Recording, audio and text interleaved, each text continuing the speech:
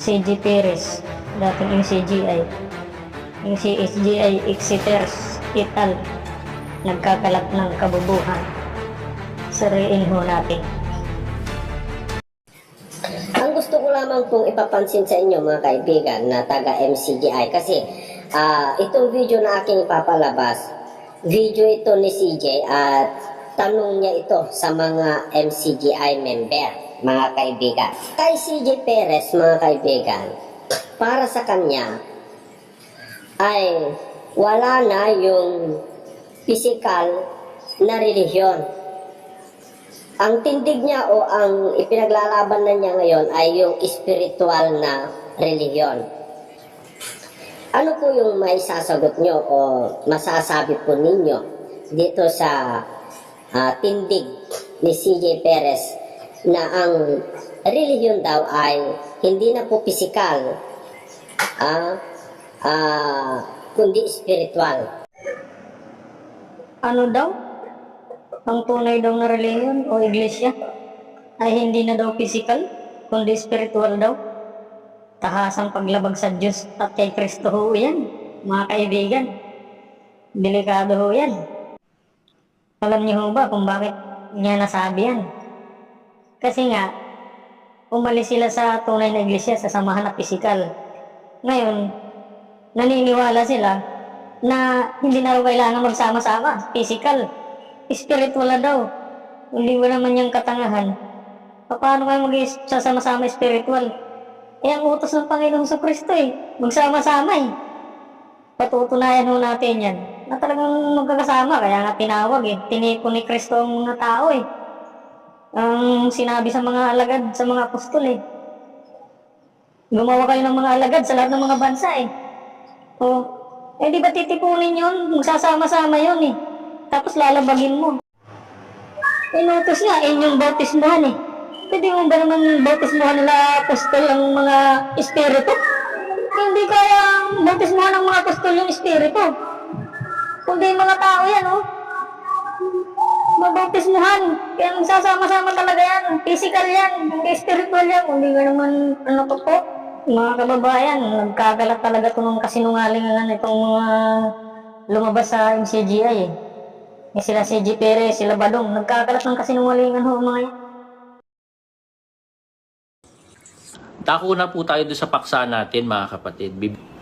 Part po Si ito nung CJ Perez pala paksa ang mga natin na dito iglesyang sa mga spiritual. MCGI Meron Exeters, akong yung isang mga umalis sa nakita MCGI. na comment, Siya na pala ang mga nagdi-disagree siya siya nagpapaksa doon sa hindi spiritual yung iglesia, kailangan may physical.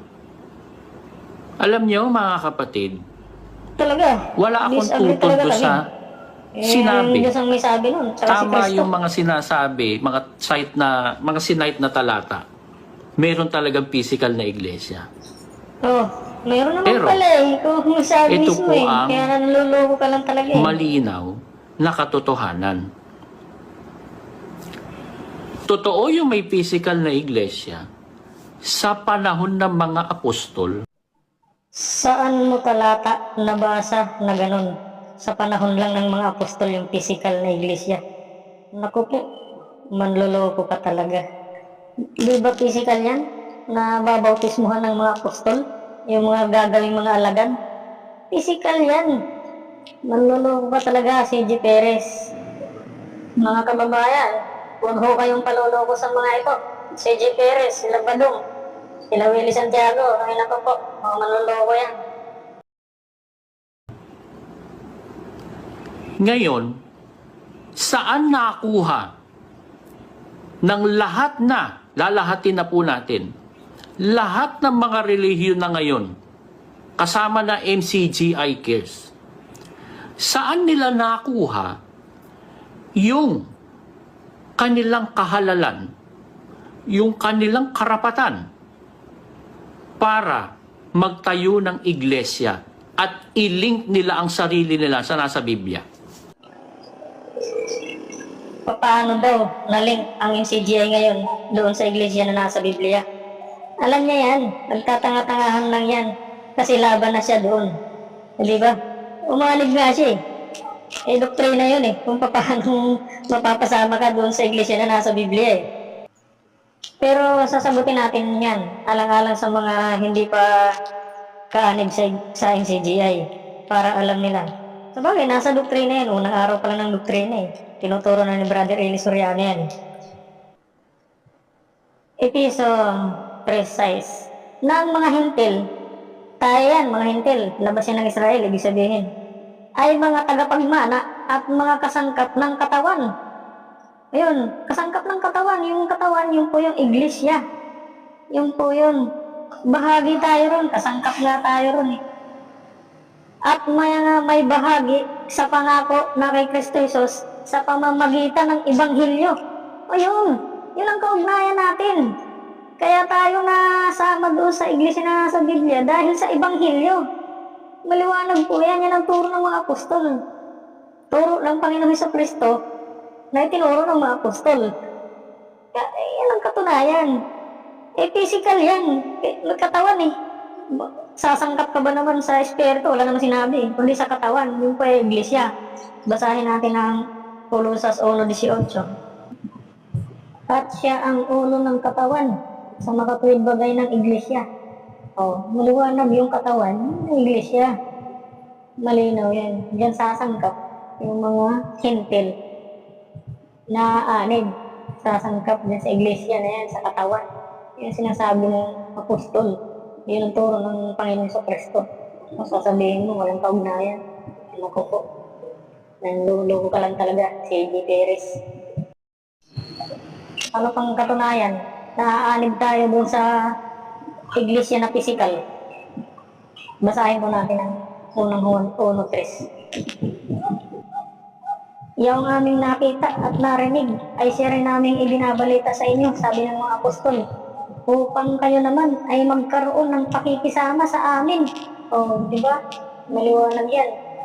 Makikisama nga tayo sa mga apostol eh. Ano ba samahan nila? Di ba physical yun? Basahin natin kung ano samahan nila. 2 Korinto 1:1. Si Pablo na apostol ni Kristo Jesus sa pamamagitan ng kalooban ng Diyos, at si Timoteo na ating kapatid sa iglesia ng Diyos. Yan ang maliwanag. Ang samahan ng mga apostol, magkakapatid sila sa iglesia ng Diyos. Yan. Yan ang samahan ng mga apostol, iglesia ng Diyos. Physical yan. Nagkakalat ka talaga ng kasinungalingan, si A.J. Perez. Kayo nila Badong, ni Willie Santiago. Sino?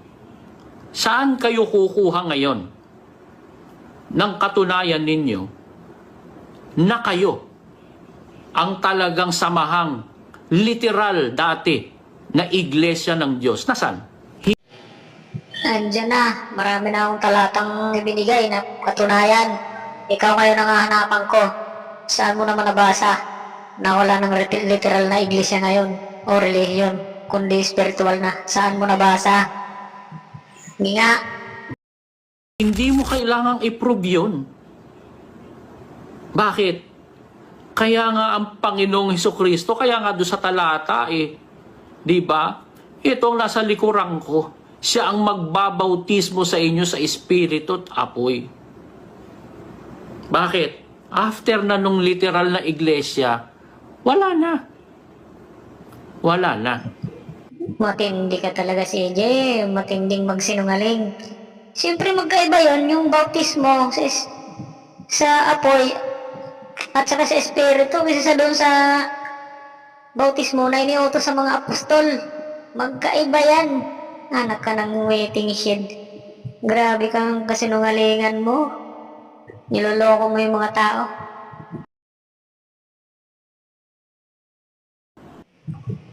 Ito ba ngayon?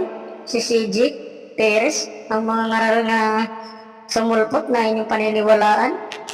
Na wala na raw iglesia na aniban ngayon dahil sa espiritu daw yung iglesia? Wala daw literal na iglesia o relihiyon? Aba, diba? Pag dyan kayo sumamay, naku po, sigurado, simplang kayo. Hulog kayo sa hukay. Madadami kayo sa tao na to. Tumalikod ka sa katotohanan, kaya wala nang Wala nang hain na natitira sa pagsisisi. Dahil nakaalam na to ng katotohanan tumalikod Sinadya nila ang paglabag. Basahin natin. Hebreo 10:26 hanggang 27.